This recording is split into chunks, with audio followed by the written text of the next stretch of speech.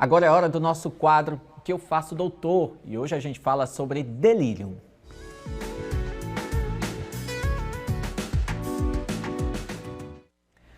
Como sempre, a gente conta com a presença do psiquiatra Vicente Gomes aqui nos nossos estúdios e você pode participar, doutor Vicente já está aqui. Tudo bem, doutor? Bom dia. Tudo bem, Felipe? Bom dia a todos.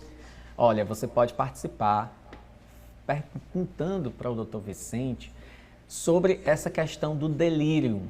DDD 86 981019594. Muita gente não sabe o que é esse delírio, doutor. O que significa?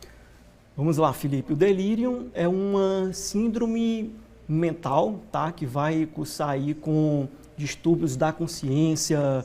A pessoa ela pode ficar ou sonolenta ou agitada, tem uma desorientação, ela fica confusa com relação ao momento que está, a data, tá? Ela pode ter distúrbio também de percepção do ambiente, das pessoas, ter dificuldade de reconhecer alguém, algum familiar, algum médico, tá? O que provoca isso, doutor? Tá, essa síndrome, ela é ocasionada por algumas situações, ela pode acontecer em qualquer idade, tá? Mas isso tem uma frequência maior nos idosos, tá?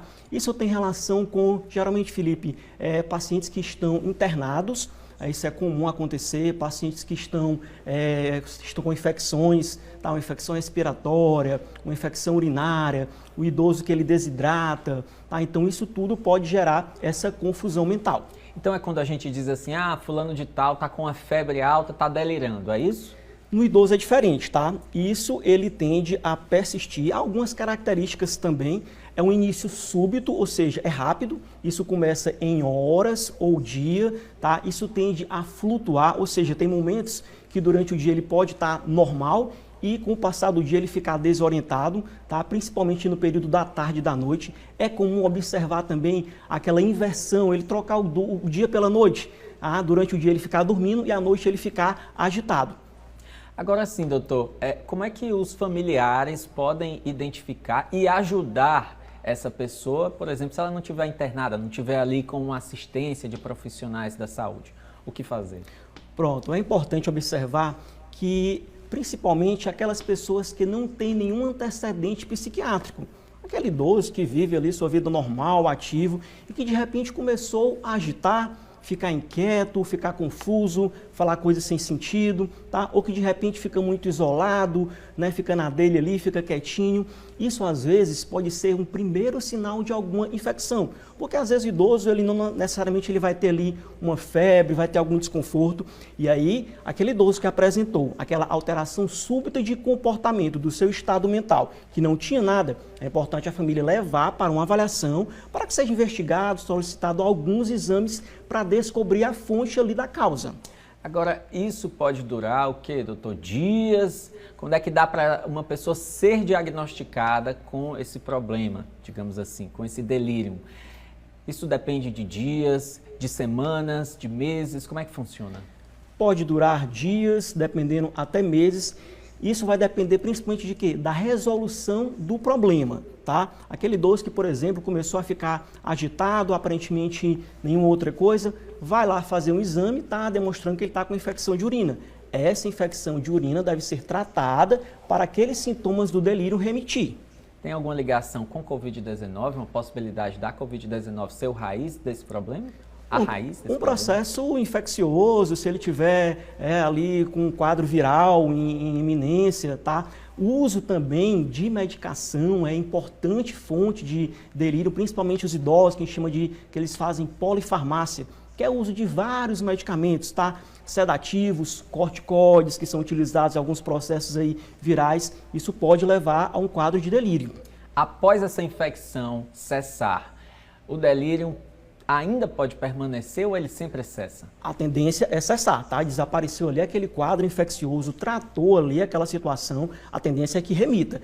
Caso não remita, se continue isso, aí o ideal é investigar outra causa. Agora, se for mesmo delírio, doutor, durante esse combate à infecção, é necessária também uma visita ao psiquiatra? O psiquiatra pode fazer alguma coisa, alguma medicação direcionada para o delírio ou isso não é indicado? Felipe, vai depender da situação, tá? Existe o delírio que a gente chama de hiperativo, que é aquele delírio onde o idoso ele vai cursar com agitação, até com agressividade. Nesses casos, tá, tem a necessidade de usar aquela medicação durante um período para controlar o comportamento, tá? Nem sempre há essa necessidade. Às vezes é um quadro de delírio hipoativo, que é aquele delírio que o paciente ele fica mais quietinho, isolado, às vezes até se confunde com depressão, tá? Nesse caso, se aquele idoso passou por uma investigação, é uma infecção pulmonar, uma pneumonia, tratou aquela pneumonia, não há necessidade de um acompanhamento psiquiátrico. O delírio pode provocar algum dano permanente para o cérebro do paciente? Felipe, só se esse paciente ele já tiver algum comprometimento prévio, tá? Por exemplo, o paciente idoso que tem demência é um fator de risco, tá, para o delírio, tá certo? Então aquele quadro ele pode persistir mais um pouquinho, até porque tem a questão do sono também que prejudica,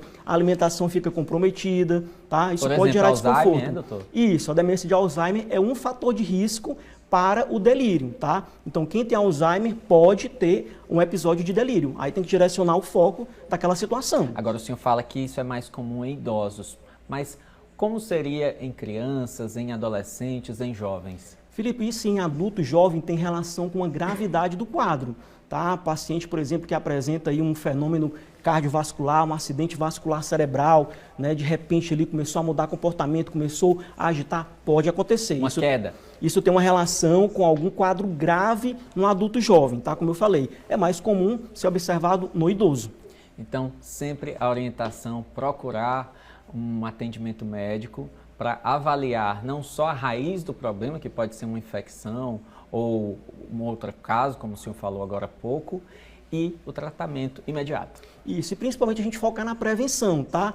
Que é hidratar o idoso, evitar que ele fique muito parado ali, estimular a deambulação, né? Que ele possa caminhar, que ele possa se locomover, controlar a dor também, dor pode desencadear também um episódio de delírio, tá certo? A questão do sono, estímulo luminoso ali à noite, barulho, tá? Hidratar, como eu mencionei, são fatores que vão aí prevenir o aparecimento do delírio. Perfeito. Muito obrigado, então, pelas informações. Eu conversei aqui com o Dr. Vicente Gomes, que é médico psiquiatra. Uma ótima semana para o senhor. A gente conta com sua presença na próxima segunda. Eu que agradeço a oportunidade e sempre desejo a todos uma excelente semana. Obrigado.